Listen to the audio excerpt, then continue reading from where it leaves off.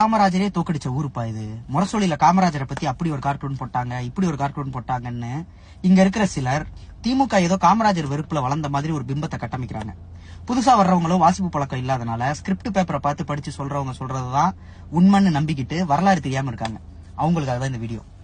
அரசியல் சூழல்ல முன்ன பின்ன சண்டை போட்டுக்கிட்டாலும் காமராஜருக்கும் திராவிட முன்னேற்ற கழக தலைவர்களுக்கும் இடையில ஒரு அன்பான நட்பு இருந்துச்சுங்கிறது தான் உண்மை.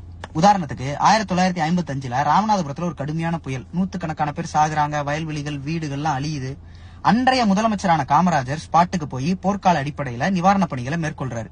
அந்த காலகட்டத்துல 2 வருஷத்துல காமராஜர் எதிர்த்து போட்டி போடுற நிலைமையில அண்ணா 11/12/1955 தேதி போட்ட திராவிட நாடு பத்திரிகையில ஒரு கட்டுரை எழுதுறாரு. அந்த கட்டுரையை இங்க கீழே அப்படியே கொடுத்துருங்க. அப்படியே பாஸ் பண்ணி நான் கட்டம் போட்டிருக்கிற இடத்துல இருக்கிறத படிச்சு பாருங்க. என்னன்னு எழுதி இருக்கிறாரு. இதோ எமக்கு ஆறுதல் அளிக்க எமது முதலமைச்சர் வந்துள்ளார். எமது கண்ணீரை காண்கிறார், தனது கண்ணீரை சிந்துகிறார், அழிவு சூழ் இடங்களில் ஆறுதலை அள்ளி தருகிறார். கோட்டையிலே அமர்ந்து கொண்டு உத்தரவு போடும் முதலமைச்சர் அல்ல அவர். ஆண்டவன் கோபத்தாலே நேரிட்ட சோதனை எனும் பேசிடும் பூசாரியும் அல்ல. நமது ஆட்சியின் போது இந்த அழிவு வந்துள்ளதே என்று உள்ளம் பதைத்து பறந்து வந்தார். எமக்கு வாழ்வளிக்க என்று மக்கள் எண்ணி வாழ்த்த கடமைப்பட்டிருக்கிறார்கள். தம்பி, சொல்லத்தானே வேண்டும். முதலமைச்சர் காமராஜரின் பொறுப்புணர்ச்சி கண்டு நாம் பெருமைப்படுகிறோம்.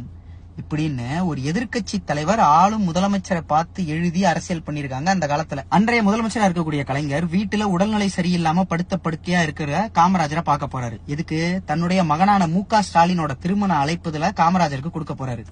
அழைப்புதல வாங்கிக்கிட்ட காமராஜர், இப்ப என்னோட உடல்நிலை சரியில்லை, என்னால வர முடியுமான்னு தெரியலையேன்னு சொல்ல, கலைஞர் அதுக்கு உடனே ஐயா நீங்க வந்து ஒரு 2 வார்த்தையாச்சும் மணமக்களை கண்டிப்பா வாழ்த்தி ஆகணும்னு அன்பு கட்டளை போடுறாரு.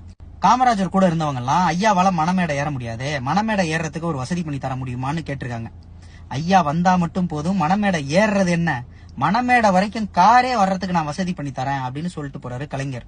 முதலமைச்சரோட மகன் கல்யாணம் நடக்குது. அன்னைக்கு எத்தனையோ விஐபிகள் வந்தாலும் மவுண்ட் ரோட்ல இருக்கிற அந்த பத்மாவதி திருமண மண்டபத்துல அன்னைக்கு ஒரே ஒரு கார் மட்டும் மேடை வரைக்கும் வந்துச்சு. அது காமராஜரோட காரு. காமராஜரோட வாழ்த்துக்களோட தான் தலைவர் மு.க. ஸ்டாலினோட கல்யாணம் நடந்து முடிஞ்சுச்சு.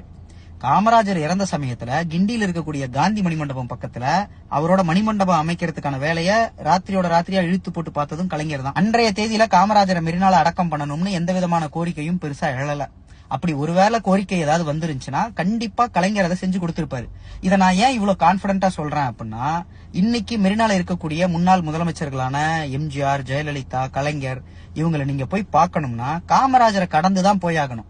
ஏன்னா மெரினா கடற்கரை சாலையோட பெயர் காமராஜர் சாலை. அந்த பேரை வச்சது கலைஞர். யாரு வைங்கன்னு சொல்லி கேட்கல, போராடல, உள்ளன்போட வச்ச பேர் அது. அந்த உள்ளன்பு தான் கலைஞர்.